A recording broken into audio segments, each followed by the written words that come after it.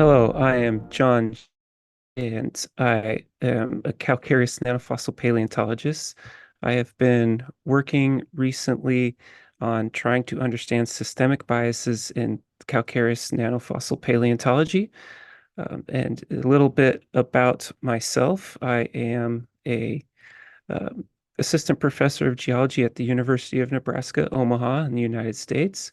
My primary research focus is on understanding calcareous nanofossils from the Upper Cretaceous, and especially with their relation to paleoceanography and ancient climate change. Recently, though, I've been interested in diversity, equity, and inclusion efforts in geosciences. In this research, what I did was try to understand um, the sort of systemic bias issue from the standpoint of the names of calcareous nanofossils.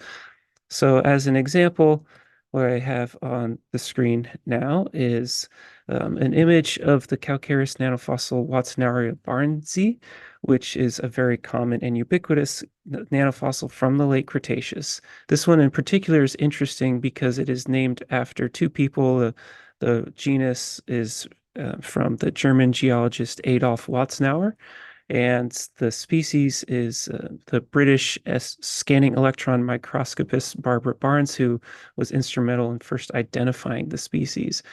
And I picked this because it shows how we often name fossils after people who have either been important in our work or who have inspired us in some way.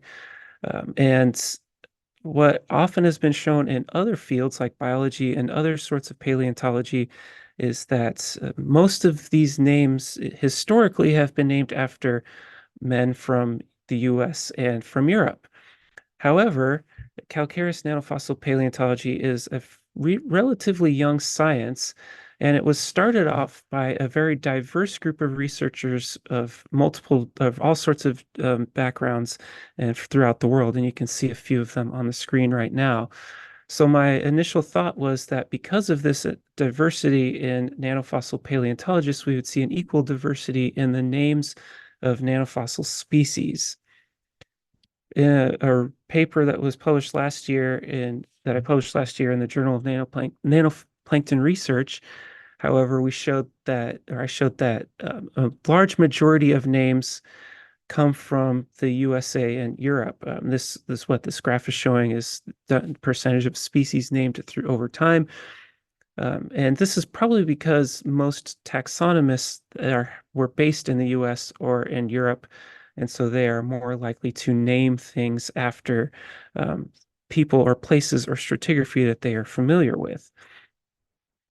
Interestingly, too, if I look at the total percentage of names for nanofossils, you see that most of them are descriptive, around 63%, meaning that they use Latin words to describe the shape of the fossil or some other characteristic of it. However, around 20 to 25% are named after people, and most of those are named after men.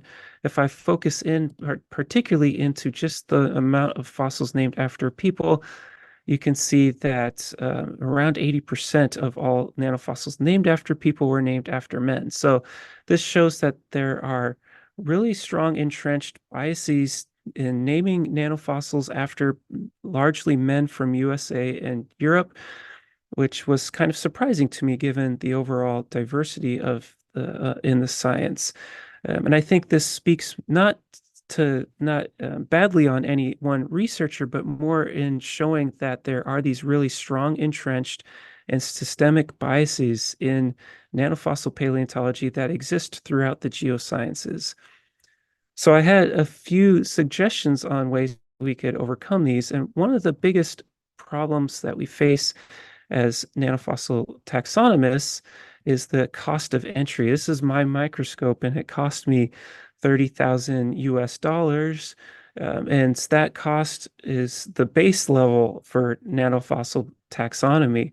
It can often end up costing a lot more. And so this is very cost prohibitive for researchers outside of the US and Europe, where there is a strong science funding network. And so one of the things that we could do is provide financial assistance to researchers outside of the US and Europe in order for them to be able to afford to do this sort of taxonomic work in nanofossils. Additionally, one of the things that I like that has happened recently is that the INA has been expanding their reach into countries outside of the US and Europe and having their annual or their meetings in places like Brazil or the Philippines, which I think is a great way to start including researchers from those areas. And one of the things that I showed in my work was that whenever we do include people or places from outside of US or Europe, we see a noticeable increase in the names of people or places in those areas. And so I think that just by expanding our reach outside of the usual places where we do taxonomy, we may start to see some of these biases crumble and go away.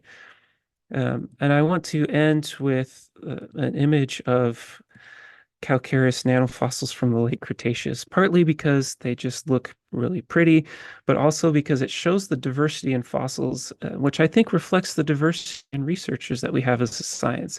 However, we don't see that diversity yet in the names of fossil species. And I think that if we strive to reduce the systemic biases in the science, we may start to see our fossil names reflect the diversity of the fossils themselves. Thank you.